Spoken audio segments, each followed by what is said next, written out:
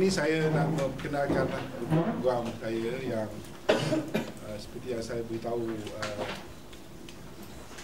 10 hari lalu, kita akan file petition Pilihanraya untuk P94 Hulu Selangor dengan tujuan untuk mendapat deklarasi supaya keputusan itu dibatalkan dengan alasan-alasan yang akan disebut oleh program-program saya lah, ya. Seperti yang juga saya beritahu dulu, tindakan pemimpin politik negara ini, tak kira siapa, pada saya mestilah mengikuti kehendak dan keperluan undang-undang, dan inilah peluang yang terbaik untuk kita menjawab persoalan itu. Sama ada kalau orang berjanji, kalau orang itu seorang Perdana Menteri, kalau dia janji sesuatu dalam masa musim pilihan raya itu, semasa berkempen, apakah ianya boleh dilakukan atau tidak. Jadi kita harap mahkamah akan menjawab soalan ini. Inilah tujuan petition ini, ya. So, dan seperti yang kita tahu, selepas Hulu Selangor, keadaan yang sama berlaku di Sibu. Dan hari ini kita belum dapat juga kenyataan-kenyataan daripada MACC, kononnya mereka akan menyiasat. Jadi kalau siasat Sibu, kena siasat juga lah Hulu Selangor. Tapi itulah sahaja yang nak saya jelaskan sekarang ini. Saya nak serahkan kepada dua peguam saya ini untuk menerangkan sikit sebanyak mengenai petition.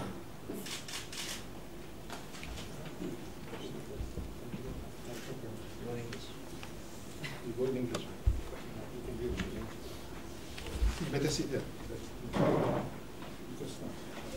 Then kita tukar suara. Musical check. Good afternoon.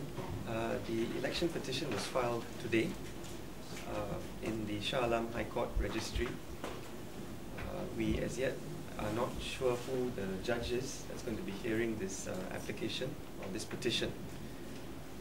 It's an election petition, and essentially what Dato Zaid is relying on in that petition is Section 32A and 32C of the Election Offences Act. 32A deals with general bribery, general treating or general intimidation in an election.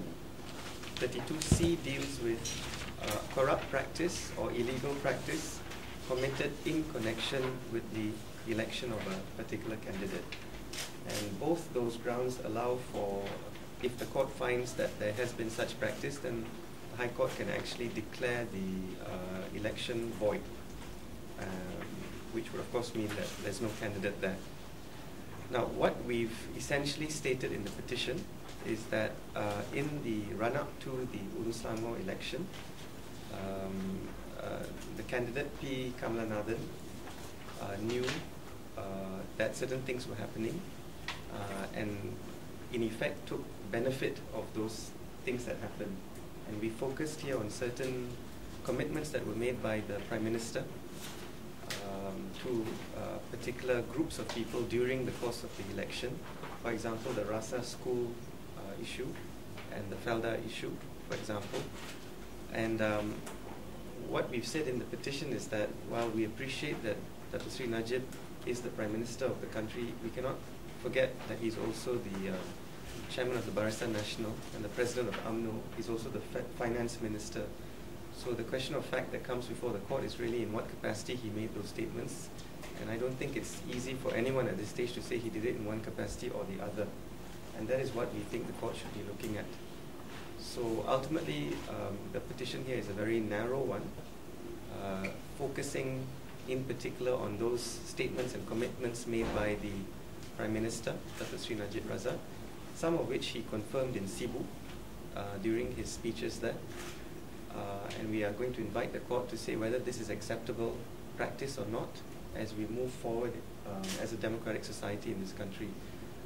There has been some decisions of the court before this that suggest that maybe when a minister makes a statement and he is not the candidate and he offers a commitment of allocations, that may not necessarily be corruption. And I'm sure that is one of the arguments that will be taken. But as I said, it comes back to how and what was said and in what capacity it was said. And I think we all know what was said here. It's all over the media. And it's also all over YouTube. You know, we can't quite run away from what was said. And I think really this election petition is going to be more a matter of law than a matter of fact. But I'd like to emphasize that in our view, we think this is a very important case because it gives opportunity to the courts, assuming we do get to the hearing of the petition, because sometimes PO's preliminary objections are taken and some of these petitions never get determined. We think it's a very important opportunity for the High Court to make a decision on what exactly a free and fair election is. Because we've also reached a point in our existence as a society where it's not just Barisan governing anymore. It's also Pakatan Rakyat in some states. So we are hopeful that the court will allow this matter to come to a full determination in order that this matter may be clarified. I think in addition, I think there will be an opportunity in this case for the election court, and if there's any appeal lodged after that, the federal court, to define the ambit and purview of Section 32A and 32C, so as to make clear what corrupt practices is, what gender treating is, and what bribery is, insofar as Election Offences Act is concerned. Basically, at this point in time, there has not been much or many pronouncement on the ambit and purview of 32A and 32C. So we take this opportunity to actually put all these questions in the election petition.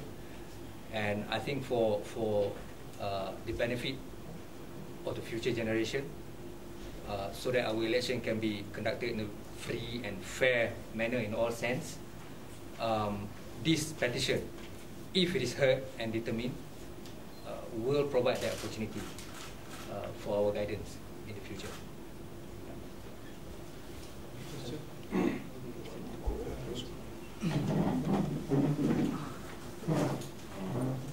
Ini Malik Imtiaz, semua kenal kan dia, lawyer yang popular, dan juga saudara Azhar dan Syahad. Dato', in your previous press conference, you said that you were also going to take legal action against the election commission.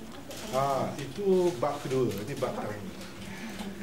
Bab kedua melibatkan kumpulan peguam yang lain, tapi tindakan terhadap SPR itu tidak ada time limit, tidak ada masa yang tertentu. Jadi kita selesai yang bab pertama dulu. Bab kedua juga akan kita laksanakan, supaya kita juga nak rakyat tahu apakah peranan SPR sebenarnya di bawah perlembagaan dan apakah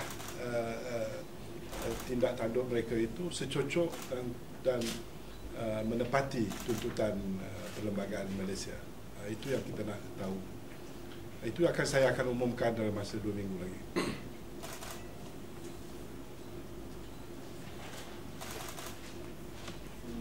This election petition, I'm not sure how it works. Isn't it party application? No, it's a petition that will be heard usually by way of a trial. A trial, okay. Yes. So there will be evidence, there will be cross-examination, and so on and so forth. So the other party will be... The parties that we've joined to this petition are Kamalanadan as the successful candidate, yeah. The Elections Commission, as well as the returning officer for the election.